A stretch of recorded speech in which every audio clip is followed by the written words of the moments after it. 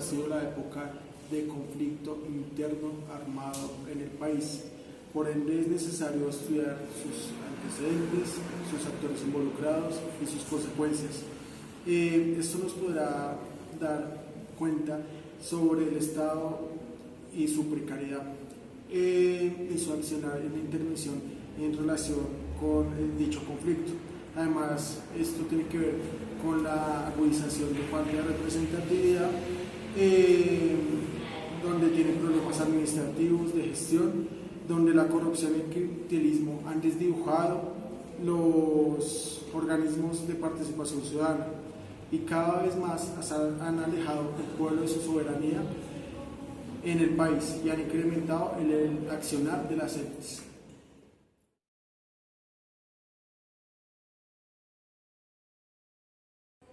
Por ende, en primera medida, es necesario entender qué fue el periodo de violencia del conflicto armado en Colombia y, en segunda medida, cuáles han sido las deficiencias estatales. Para ello, cuento con las expertas Camila Cañón, Camila Flores y Valentina Avellaneda para responder la pregunta de cómo entender las dinámicas y accionarios de estos grupos armados. Así es necesario que empecemos diciendo que este conflicto interno armado ha durado aproximadamente 50 años y las fuerzas políticas se habían negado a reconocerlo.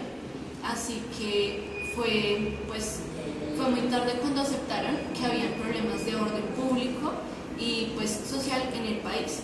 En este sentido, por ejemplo, los informes que tiene el Centro de Memoria Histórico tienen brechas muy amplias sobre lo que realmente pasó y los registros actualmente. Las víctimas han exigido justicia, reparación y, lo más importante, verdad.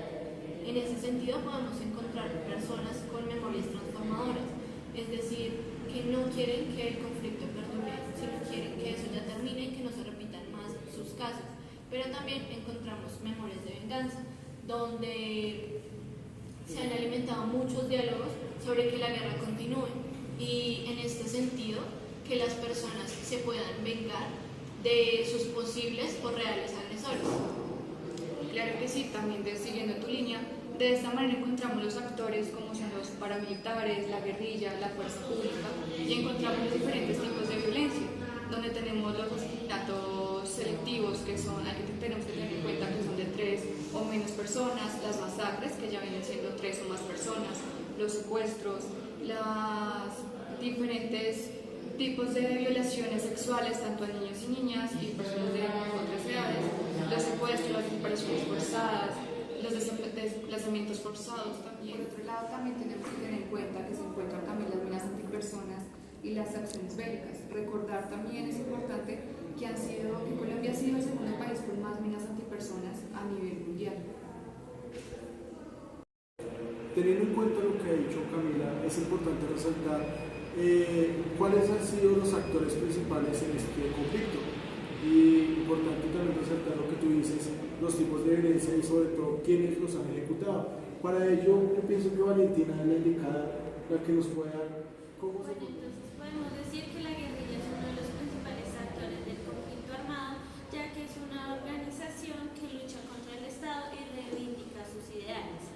Ya en el periodo de 1991 y 2008, según el informe del Centro Nacional de Memoria Histórica, encontramos que la guerrilla tiene una glorial, pero luego de unos años se presenta un progresivo debilitamiento de estas fuerzas, tanto políticas y militarmente. Entonces podemos dividir estas etapas en dos periodos. El primer periodo es cuando alcanzaron su mayor pujanza el poder ofensivo militar. Esto se dio frente al debilitamiento que había en el Estado, una crisis en el gobierno de Ernesto Samper, la arremetida criminal contra la Unión Patriótica y también por la fuerte pobreza que se desarrollaba generalmente en el sector rural de Colombia. Ya después... El segundo momento importante de ascenso militar de la guerrilla es el periodo de 1998 a 2001, ya que se ve el ascenso de la guerrilla en una fuerte confrontación de la fuerza pública a este grupo insurgente lo cual pues contribuyó a la censura de este grupo frente al Estado. Cabe destacar que la modernización militar en el gobierno de Andrés Pastrana fue importante, ya que se generó pues un nuevo desarrollo y una nueva visión de ver a Colombia. Una nueva fase de expansión paramilitar también fue muy influyente, y sobre todo las políticas de seguridad democrática del expresidente Álvaro Uribe Vélez.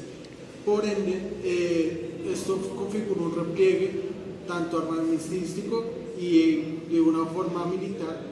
De las etapas que mencionó Valentina, es muy importante para mí el ascenso guerrillero que se desarrolló en el periodo de 1998 y 2001.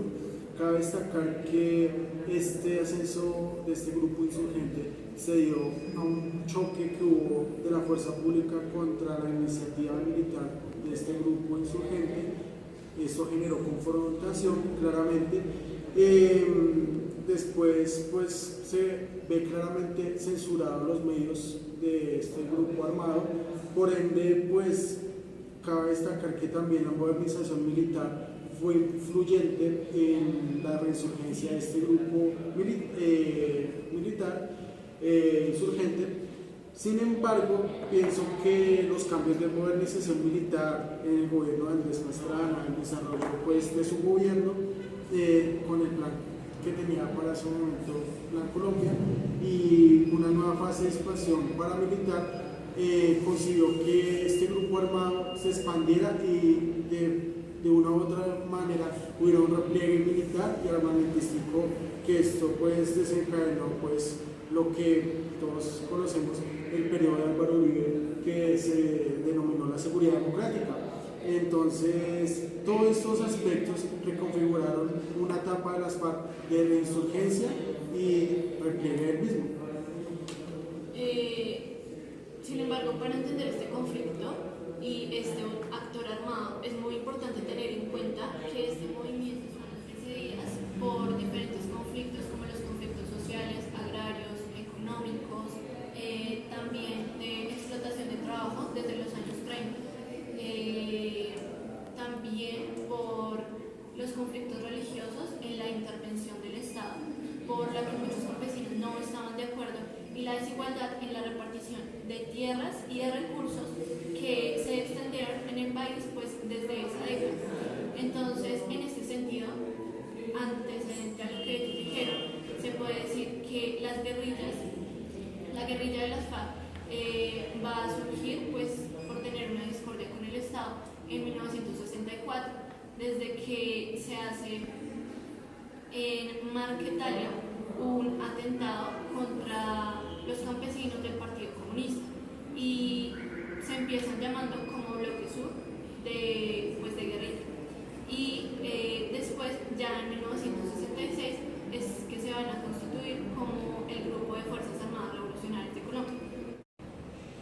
De esta forma, las FARC han tenido una longevidad porque han durado más de medio siglo, pero también se han fortalecido en su cohesión porque ha existido una organización jerárquica desde Manuel Marulanda Vélez, y personajes como Ricardo Franco o Fernando Gutiérrez, que se fueron de la guerrilla y hicieron parte de otras disidencias como el M-19, o que reclutaron a sus propios miembros, no han provocado que la guerrilla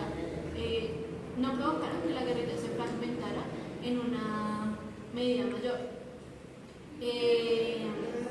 En este sentido, se puede decir que la guerrilla, desde su nacimiento hasta principios del siglo XXI, fue borrando como sus ideologías, y su finalidad era tomar el poder. En vez de tener un programa de gobierno,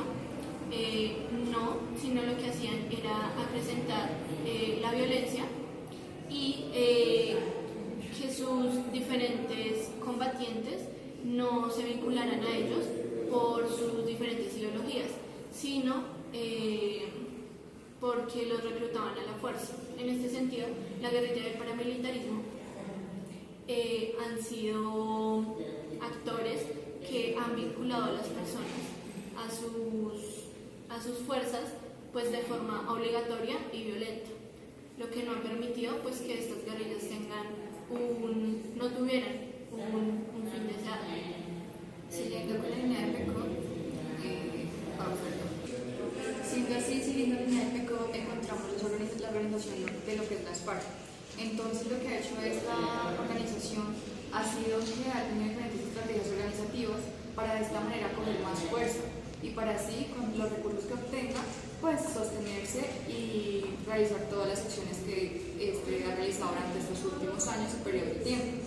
Por ejemplo, podemos ver cómo se financian estos con la COCA. Por otro lado tenemos el ELN, que en su periodo de tiempo se ha caracterizado por fortalecer su vida económica con lo que es la economía petrolera. Por otro lado, el EPL se caracterizaba por la producción y exportación de banano. Por otro lado, también tenemos que tener en cuenta que estos actores también utilizan lo que es el secuestro, la extorsión y acceden al mercado internacional de las armas mismas. Siguiendo esto, también es importante resaltar en una fecha como lo fue en 1982, donde el expresidente Julio César Turbay reprime estos movimientos pues a los defensores de derechos humanos, lo que esto provoca que se favorezca mucho más lo que es la oposición radical. Por otro lado, Camila, me llamó mucho la atención el financiamiento y cómo han surgido estos grupos armados. Quisiera traer a colación el informe de la Comisión de la Verdad, donde la tesis principal es la de la debilidad institucional. Hemos evidenciado que en algunas partes del país hay debilidad institucional y ahí es donde los grupos armados tienen mayor influencia. Por ende, estos grupos van creciendo, se van fortaleciendo a sí mismos, están en estas regiones y bueno, me parece interesante que Gustavo Duncan toma en ese texto del informe de Comisión de la Verdad cómo se masifica el narcotráfico y el secuestro, cómo determinó una dinámica de accionar de estos grupos armados. También el fortalecimiento de contrainsurgencias privadas que ellos buscaban acabar con el enemigo en distintas regiones del país. Este conflicto pues afectó la producción agrícola, ganadera, pero asimismo pues a largo plazo fue una problemática que hoy estamos evidenciando, la falta de accionar del Estado y la baja institucionalidad. Sin embargo, creo que también tenemos que tener en cuenta que en una animación que nosotros tuvimos, donde tenemos una invitada excombatiente guerrillera, ella nos indicaba cómo, por ejemplo, en esto del recurso financiero, donde ellos tenían mucha producción y exportación de coca, ellos cogían este dinero y lo invertían en obras públicas, en zonas donde el Estado no llegaba. Entonces, ella nos evidenciaba cómo es posible que el Estado, para muchos campesinos y muchas poblaciones de la periferia, llegara a ser la guerrilla. Para complementar lo que acaba de decir Camila Flores, quisiera dar mi opinión frente a la animación que decíamos, donde estuvieron excombatientes tanto de las FARC como del M-19. Resulta interesante cómo estos excombatientes en medio de la narrativa cuentan su historia, las dinámicas del conflicto y cómo pues ellos percibían los recursos, cómo en ocasiones la guerrilla resultaba ser un Estado que cubría las necesidades que el Estado mismo no podía cumplir. Entonces también resulta interesante cómo Liliana cuenta cómo ingresó a las FARC, porque ella lo hizo fue por convicción propia, no porque la obligaron, no hubo de pronto violencia de parte de este grupo armado. Lo mismo para este personaje muy interesante, Jaime Camacho, en el M-19, que su vida en este grupo armado fue diferente a las dinámicas que presentaba Liliana, ya que Liliana presentaba una dinámica de estar en el monte, de estar combatiendo. Y por el otro lado, Jaime Camacho nos presentaba una dinámica en la cual estaba compartiendo con su familia la clandestinidad, que fue un papel importante para que él pudiera estar en este grupo armado. Es importante estas dinámicas entenderlas y con esto entender cómo funcionaba este grupo armado en medio del conflicto pues, armado del país. Aunque también debemos tener en cuenta que así como las FARC tuvieron unas buenas acciones con la sociedad, hay que resaltar que también los bloques de frentes que formaron esto actuaron violentamente contra los campesinos y toda la sociedad que se presentaba y que convivía con ellos, como lo fueron las pescas milagrosas y los cilindros bombas que generaron grandes masacres en el país. Siguiendo tu línea, Valentina, también quiero decir que se agudiza el problema de lo que es aparece otro actor representativo como es el paramilitarismo en la época de los 90, donde poco a poco en esta medida, como vemos que muchos integrantes de las FARC estaban pues en su mayoría en zonas rurales y en su mayoría también obligados, pero también había muchas personas en las zonas urbanas que pues querían hacer parte de este movimiento. de esta manera se empieza a agudizar el problema porque entra otro actor principal y primordial de lo que ha sido toda esta época, que son los paramilitares, llevando a cabo así masacres de lo que son representantes de la UP. En los años, cabe aclarar también que fue en los años 90. Estos representantes de la UP eran integrantes de un grupo conformado por personas, donde este grupo fue creado por grupos de las FARC y también del Partido Comunista. De esta manera los paramilitares comienzan a tomar los territorios de las FARC y donde el ELN se había implementado. En este sentido, según el informe Basta Ya, los paramilitares vienen siendo diferentes organizaciones en diferentes puntos regionales, donde se van a concentrar con gran autonomía y quieren hacer un intento de coordinación nacional donde se vinculan como las Autodefensas Unidas de Colombia. En este sentido, vemos el tercer actor, que son las Fuerzas Armadas, representadas por el Ejército Nacional, la Fuerza Aérea y la Armada Nacional, además de la Policía Nacional. En este sentido, no son muchos los documentos que se ven sobre las diferentes masacres y sobre los diferentes alineamientos que se han hecho con los paramilitares, porque se le da cierta legalidad a las acciones que ellos han hecho. En este sentido, han vulnerado diferentes derechos humanos y han cometido diferentes crímenes con los que se han vuelto cómplices o simplemente... Es fundamental tocar el tema de las propuestas del acuerdo final de paz en relación con... Me parece interesante tocar el tema de las víctimas como último actor y en relación con el acuerdo final de paz, ya que se tocan bastantes puntos en los cuales tienen una relación directa y en la cual pues vemos que el resultado de este conflicto armado en Colombia tuvo resultado 200.000 víctimas y 5 millones de personas de desplazamiento.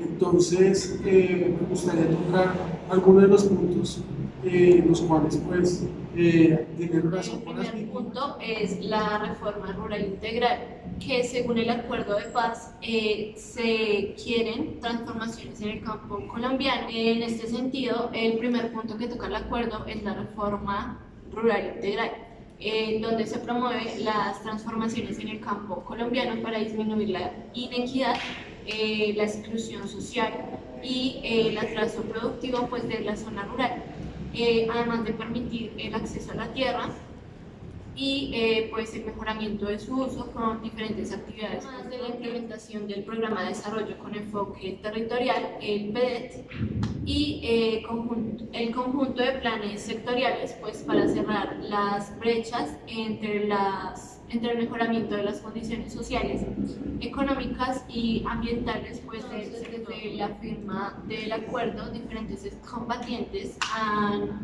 buscado algunos proyectos para encontrar alguna actividad productiva en la que se puedan ocupar. Entonces, en estos proyectos se han encontrado criaderos de ave corral, sembrados de piña y cacao, programas educativos y deportivos, planes de desarrollo, de protección también pues a los parques naturales, pero en su mayoría ha sido con cooperación internacional, ya que el gobierno no ha cumplido con todo lo pactado en el acuerdo.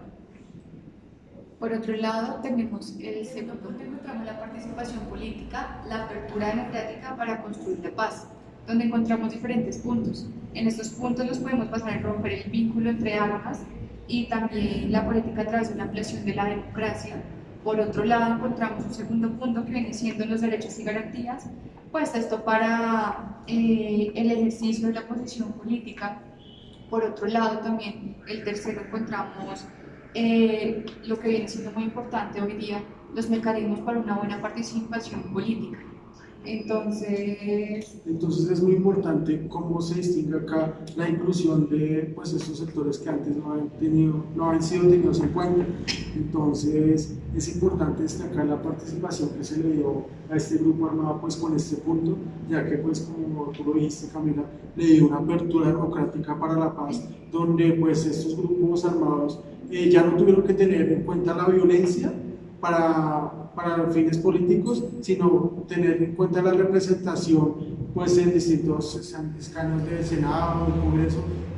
Es lo que ha hecho el gobierno actualmente con este punto. En el 2018 se implementó un mecanismo para garantizar y satisfacer necesidades y derechos de las víctimas.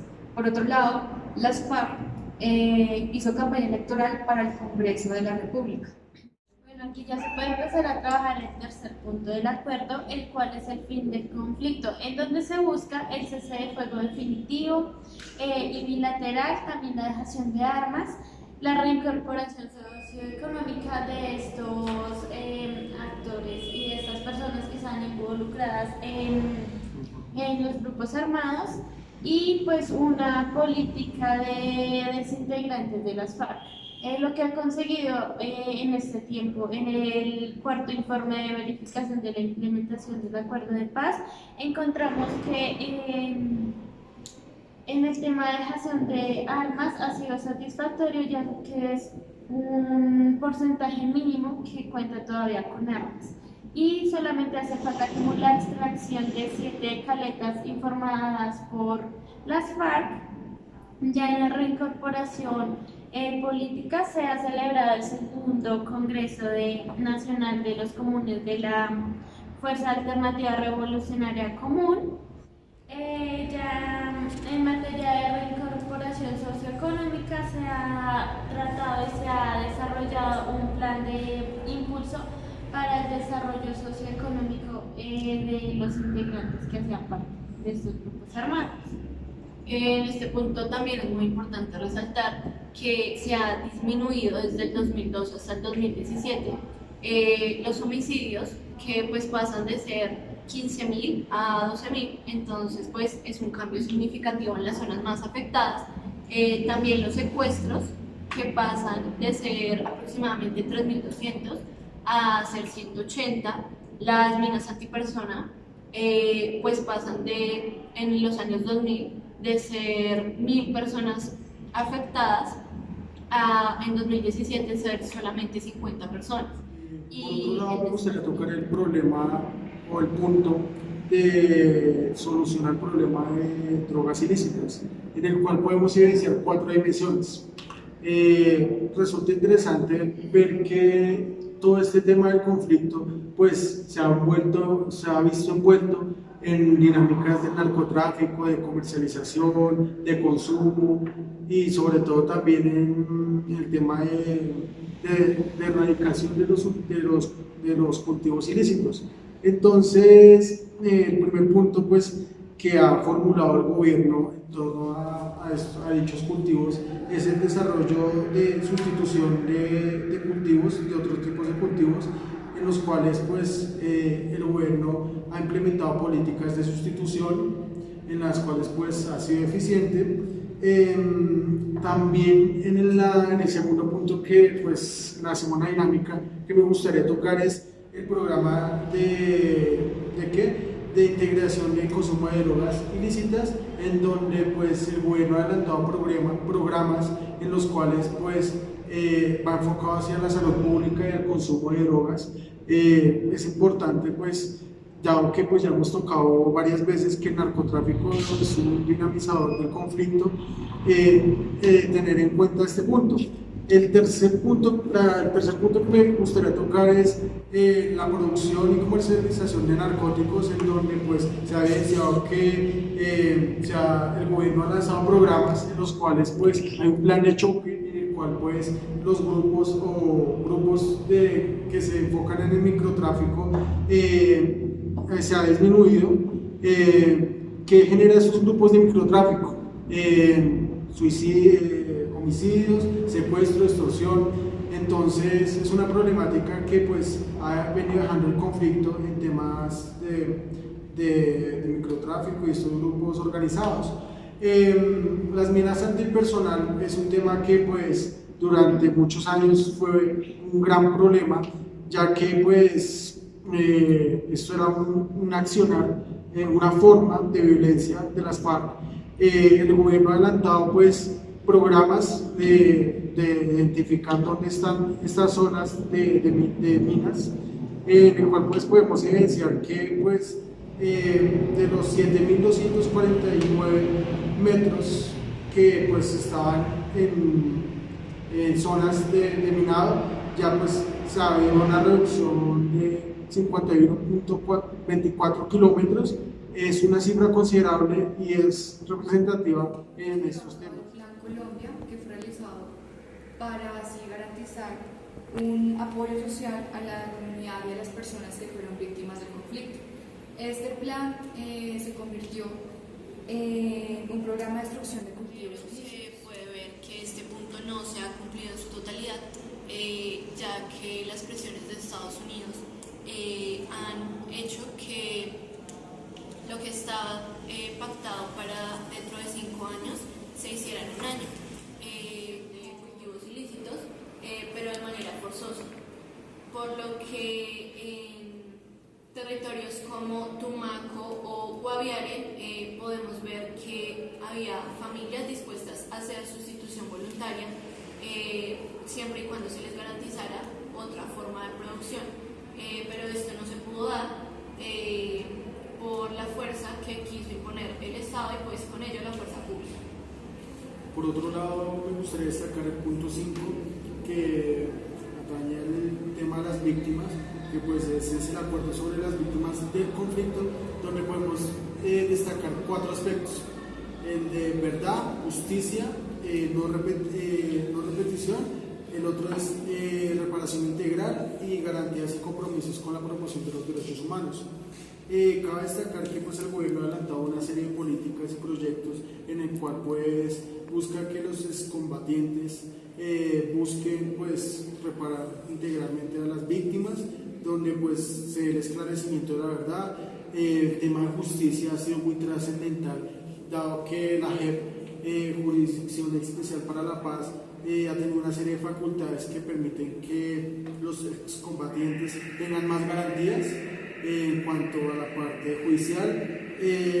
Las garantías y compromisos con los derechos humanos han sido muy importantes, ya que pues, es parte fundamental de lo que se ha pactado entre las FARC, el gobierno, en torno a las víctimas. Otro aspecto importante que nos muestra León Valencia es cómo los paramilitares empiezan a forzar a las personas y los ciudadanos a votar por los candidatos que ellos mismos ponían pues, para el poder. Un ejemplo muy claro es cómo es el menor Pineda, donde pasa a ser concejal con 700 votos a ser representante de la Cámara con 82.000 votos. Entonces, después de esto, también evidenciamos cómo se agudizan las elecciones de 2002 a 2006, pasando con 33 senadores y 50 representantes de la Cámara que los mismos paramilitares habían puesto pues, en ese lugar. Referente con lo que dice Camila, me gustaría resaltar el texto de Fundar una Patria de Claudio López, ya que en este texto se evidencia el uso de la violencia con fines políticos y pues relacionado claramente con el tema electoral, que pues esto se ha evidenciado históricamente pues en concreto con el tema de los paramilitares, que ellos hacen una transformación de la dinámica electoral, donde influencian pues por medio de la violencia y por otros aspectos el electorado. También se mezcla este ámbito del paramilitarismo pues, claramente con la violencia, con el narcotráfico, y dado que hay una baja institucionalidad es que se dan estas dinámicas. Me parece también importante resaltar que para efectos de la política colombiana han influido estos actores de manera directa, ya que pues esto atenta directamente con la participación de la ciudadanía, y ellos de una u otra manera se ponen por encima de la ciudadanía, pues asaltando los derechos pues, de los mismos. Creo que también acá podemos destacar un concepto muy importante, que es la reconfiguración cortada del Estado, la cual es una acción de organizaciones legales e ilegales, en donde de manera y en prácticas ilegales tratan de manipular o cambiar el régimen político para buscar un beneficio propio, en donde se cambia el sistema de juego, las leyes o modificaciones en este régimen. Cabe resaltar que es muy importante, pues traigo a colación el tema de una animación que me pareció bastante interesante sobre las experiencias del paramilitarismo y qué impacto tuvo el paramilitarismo pues, en la ciudadanía. No recuerdo el nombre de la señora, pero la señora decía que el paramilitarismo era una figura que se instauró en algunas comunidades, en algunas regiones de Colombia, pues protegiéndolas, o sea, algo similar a la guerrilla, que tomaban la figura del Estado. Ellos eran los que brindaban servicios a la ciudadanía, pero sin embargo veamos la otra cara del paramilitarismo, en el cual pues por medio de la violencia, de masacres, buscaron tener poder y sobre todo el electorado. También la señora decía que pues el paramilitarismo pues tiene varias fases, que es el de pues el paramilitar raso, el que está en el monte, y el paramilitar de corbata, que esto lo podríamos relacionar con las élites que pues buscan un beneficio político.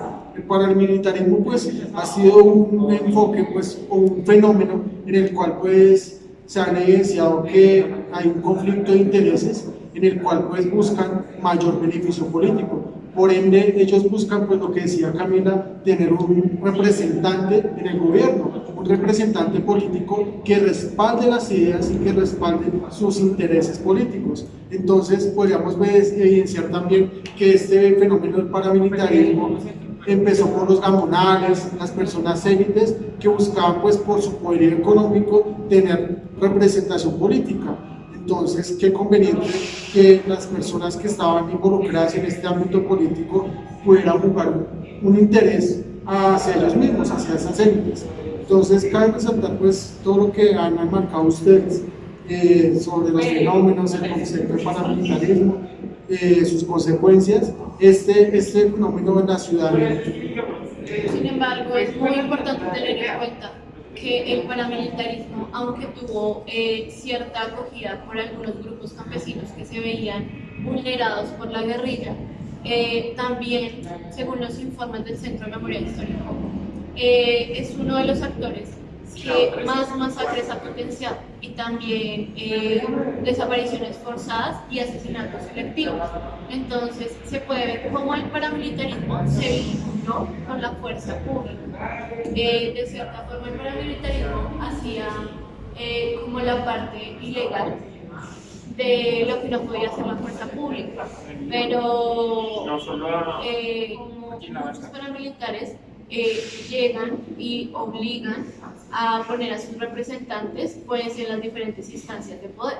Entonces vemos cómo tienen ese mismo pensamiento de la guerrilla, que en este país solamente se puede llegar al poder por medio de la... Para sumarle una problemática más que vive Colombia hoy en día, ya que hemos hablado del conflicto, hablaremos de uno de los males del Estado, que es la corrupción y el clientelismo.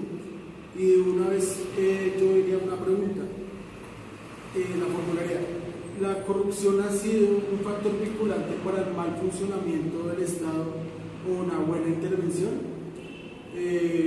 No sé, pues quisiera pues dejar esa pregunta sobre la mesa, pero no sin antes dar el concepto de manera teórica de qué es la corrupción. Bueno, según Joseph Nye, la corrupción es un comportamiento que desvía los deberes formales de lo público hacia unos intereses privados. Y la corrupción es más la gestión que se tiene con los recursos públicos, y ya el clientelismo es más los intereses personales que hay en un cargo público hacia un privado o un tercero. Me gustaría introducir un concepto de Joseph Nye, que es el comportamiento desviado de los deberes formales en el rol público, ya que pues evidencia que se deben seguir unos lineamientos en los cuales pues debe ir el Estado como prioridad, pero se desvía debido a unas ganancias o unos intereses personales, que ahí directamente lo podríamos relacionar con el clientelismo, ya que hay unos intereses de por medio mediante los cuales pues benefician a las personas cercanas, y ahí es donde se saltan los roles del juego, donde toma un concepto de corrupción que es el comportamiento de los funcionarios que divergen en formas de un papel público para servir, pues como lo habíamos dicho, con fines privados. Entonces la relación es directa con el clientelismo. Siguiendo tu línea, me gustaría dar como un enfoque a lo que son las clases y pues los enfoques de lo que es la corrupción. Entonces, en todo esto que llevamos, lo que es Colombia y la historia de la corrupción y el clientelismo, encontramos diferentes clases. Una de ellas podemos verla como es dar o exigir dinero. Esto por medio de, pues para una utilidad para que se realice o se omita un acto o propio del cargo de un funcionario público. En segunda medida tenemos cómo retener activos que han sido confiados para ser utilizados con fines privados. De esta manera evidenciamos lo que es la corrupción. Aparte de eso, ya entramos en lo que es el clientelismo, que es dar trato a familiares o conocidos para cargos públicos, donde nos damos cuenta que muchas veces en estos cargos no se tiene suficiente conocimiento pues para realizar este tipo de acciones o lo que se le encarga de esto. Entonces por eso vemos como un debilitamiento en diferentes cargos y en diferentes puestos de lo que son entidades. Y por ejemplo, en Colombia vamos a tener diferentes indicadores de corrupción, como lo son pues los índices basados en evaluaciones de expertos, las encuestas sobre las percepciones y las encuestas sobre la experiencia del público en general. Y por ejemplo, como lo referencian los autores como Newman, podemos ver diferentes formas de corrupción como el soborno, la extorsión, pero también para otros autores está también el fraude, la malversación, el nepotismo, el amiguismo, y para otros pues ya está la apropiación de bienes políticos y pues de recursos públicos, y pues también el tráfico de influencias. También aquí podemos ejemplificar algunos casos de corrupción que se han desarrollado en Colombia. Uno de ellos se podría mencionar, como lo dice la radiografía de los hechos de corrupción de 2016 a 2018, elaborado por el Monitor Ciudadano. Es el programa de alimentación escolar, donde salió a la luz este acto de corrupción en el 2015 por diferentes medios de comunicación, en donde aparecen como los principales actores involucrados el Instituto Colombiano de Bienestar Familiar y el Ministerio de Educación Nacional. Se tiene que en los departamentos más afectados fue el Magdalena, César, Córdoba, Sucre, Atlántico, Bolívar y La Guajira. Y actualmente las pérdidas son superiores a 84.000 millones de pesos, en donde se evidencia por videos que los muchachos recibían su plato de comida, tomaban la foto para la evidencia y luego les quitaban el plato, y las condiciones en que les repartían la comida y los insumos y eso eran muy precarios.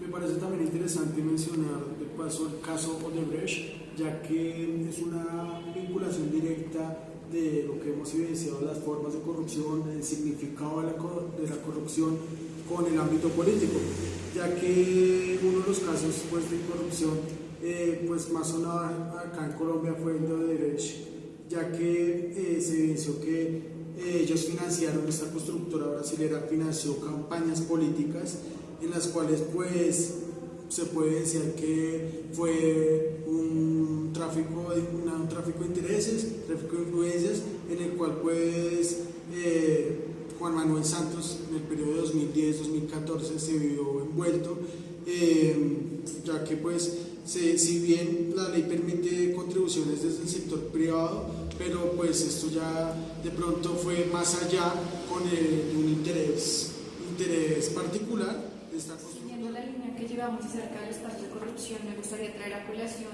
lo que son las perlas uribistas, donde diferentes autores nombran varios de los casos de corrupción, que son muchos, que tenemos en Colombia. Entonces Daniel Coronel habla sobre uno que es muy tratado y muy conocido sobre los hijos de Uribe, que habla sobre, se llama Los Dorados del Lote. ¿Qué pasó en ese caso? En ese caso se habla sobre la zona franca, donde un espacio que era público se fue llevado a cabo en nombre de estos dos hermanos. Ya para no entrar en detalles y ser más concisos, me gustaría pues decir como que la conclusión de esto fue que se vieron afectados, se vieron cómplices muchos políticos conocidos, personas representadas por algún partido, reconocidos de alguna u otra manera, donde cuando en el momento en que se dio a la luz pública todos los hechos que realizaron detrás de todo esto, de estos sobrados de lote, buscaron la manera de cómo decir que no estaban vinculados, cuando se comprobó que sí.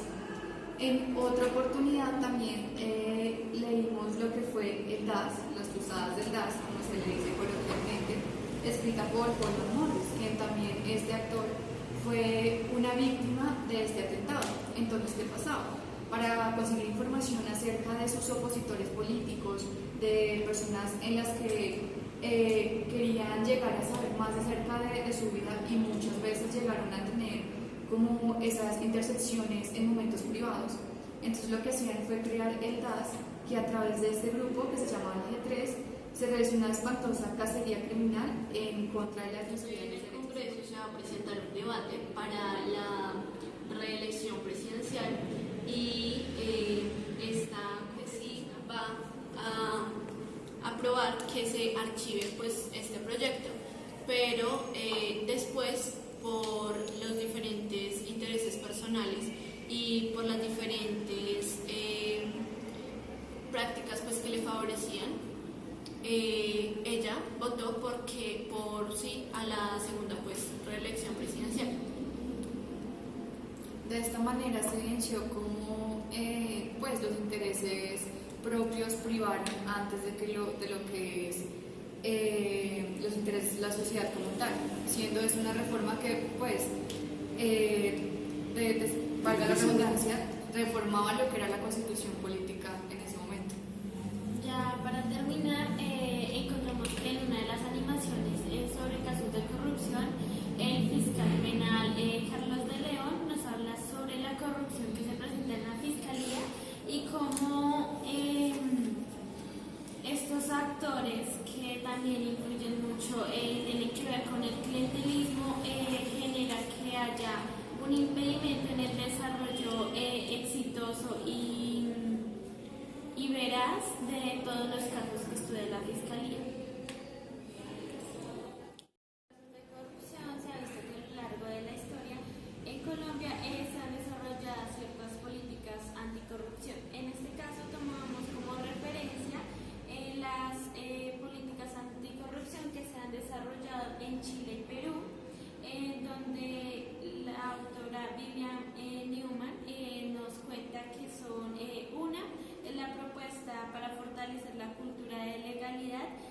ciudadanía. Otra es pretender invertir en los escenarios monopolísticos y la generación de rentas económicas.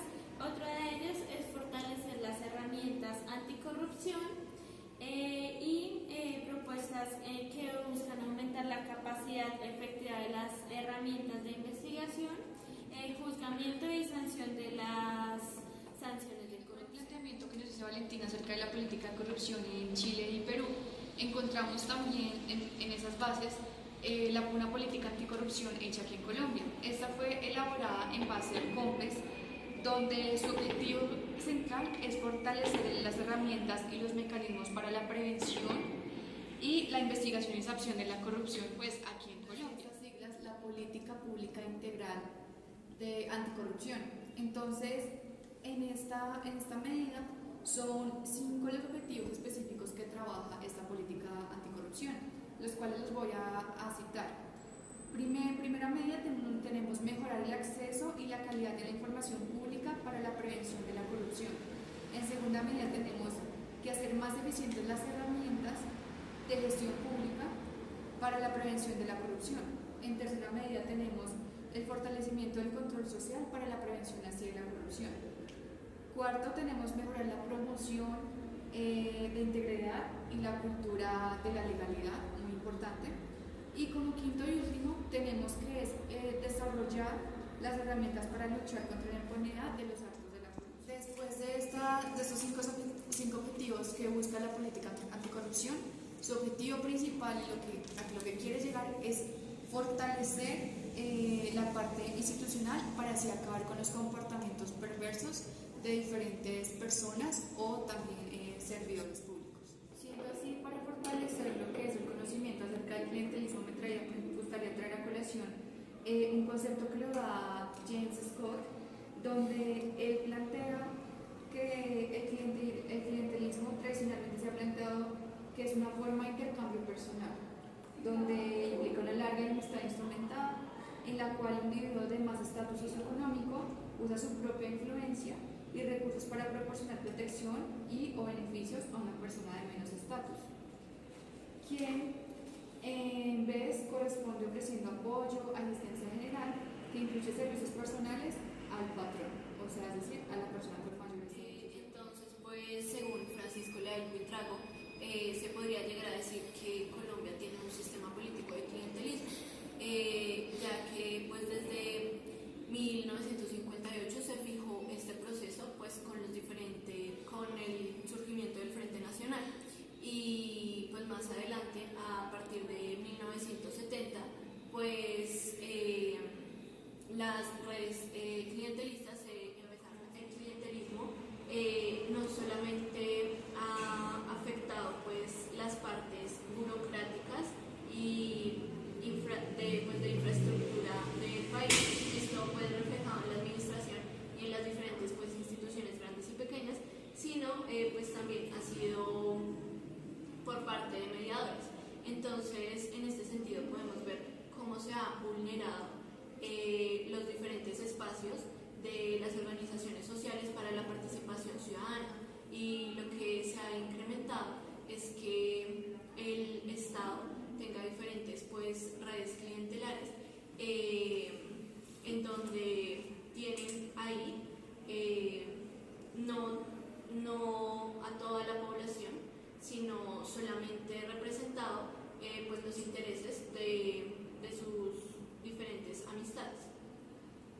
Ya para complementar lo que acaba de decir Camila Flores, me gustaría traer a colación el texto de Laura Guerrero, donde nos menciona unas tipologías de clientelismo ya de manera más histórica, donde aparece el clientelismo tradicional en las organizaciones feudales, donde había una contraprestación de favores, o en ese entonces en los ámbitos tácticos, en partes de la hacienda pública, en donde pues esta figura se logró pues en el siglo XX mediante un intercambio exclusivo en el cual pues donde estaba el jeque, el gamonal, el superior, ofrecía servicios, lo que tú decías, una protección a cliente o el campesino, dado esto pues unos intereses particulares.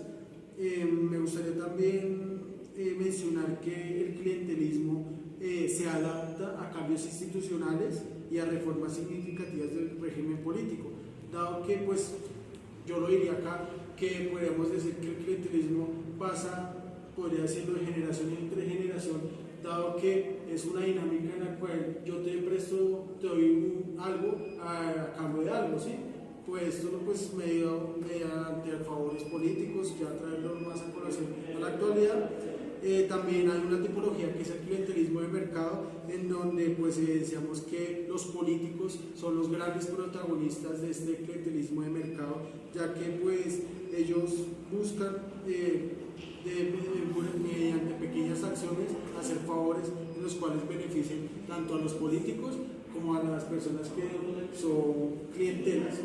Traemos el concepto de clientelas políticas, ya que pues la relación directa del político y el ciudadano. Ya para terminar este debate, donde hemos evidenciado las problemáticas de Colombia a nivel de conflicto, corrupción, clientelismo, yo quisiera que pues, respondiéramos la pregunta de si la corrupción ha sido un factor vinculante para que no funcione el Estado y no tenga pues, una buena ejecución. Yo diría que todas las dinámicas de clientelismo, corrupción, pues van muy ligadas en la parte interna del Estado, de la institución misma, ya que no permiten un buen accionar en su sistema pues, político, institucional, y por ende no se logran ejecutar planes, proyectos y programas que pues si bien están contemplados en un plan de desarrollo, no son ejecutados dado a estas dinámicas que hemos mencionado, dado que pues prevalece el interés particular sobre el común. Es muy claro lo que hemos evidenciado que el clientelismo genera. Eso es lo que es mi opinión al respecto. Respecto a eso estoy de acuerdo. Y también me gustaría traer a colación el accionar y lo que decía anteriormente de cómo el clientelismo trae en su favorecimiento a personas familiares, conocidos, y en el momento que pones a un servidor público que no sabe en realidad qué es lo que va a hacer, esto haciendo como una falla a lo que son las organizaciones públicas, que son las que de cierta manera nos representan a nosotros. Entonces, para mí, la corrupción también, como el debilitamiento de ese Estado, como la poca credibilidad que nosotros como ciudadanos tenemos hacia ese Estado, ha hecho que esto se produzca de una manera tan normalizada que hasta los casos de corrupción, ya de lo que hablábamos anteriormente, de cada uno de los casos, ya lo contemos más que como un caso, como una historia, que se va a venir repitiendo esto por la falta de institucionalización de lo que es el Estado que tenemos nosotros hoy en día. Yo estoy de acuerdo con mis compañeros, pues en cierta medida que podemos evidenciar que en Colombia uno de los grandes males del Estado, por decirlo así, pues ha sido la corrupción y con esto el clientelismo. Pero entonces, no sé, el Estado me parece que está fallando en su forma de ejecución, es decir, en su rama ejecutiva, porque podemos ver cómo las personas, por ejemplo, con lo que está pasando o con lo que pasó en el periodo de violencia, ha perdido como su representatividad en el Estado.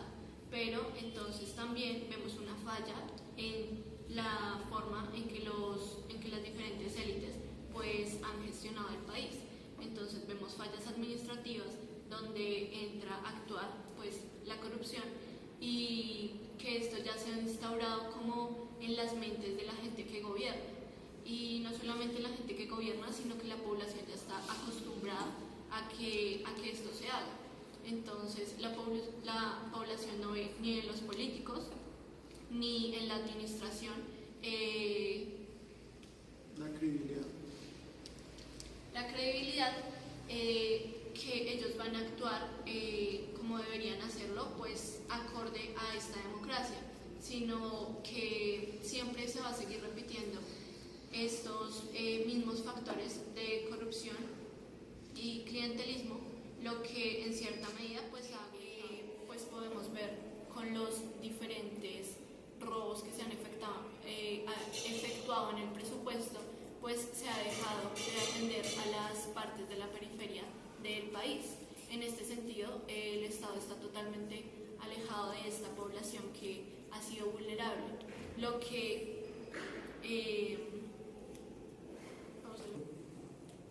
ha incrementado pues que diferentes grupos armados lleguen a estos territorios del país.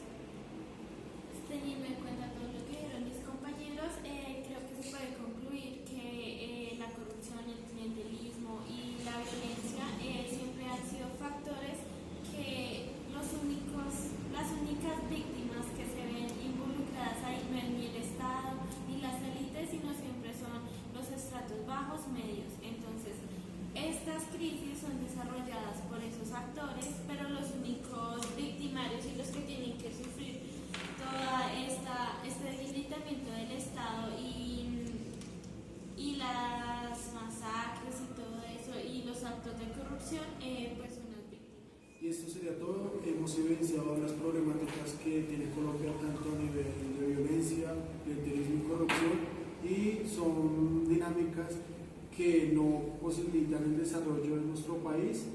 Eso sería todo. Muchísimas gracias.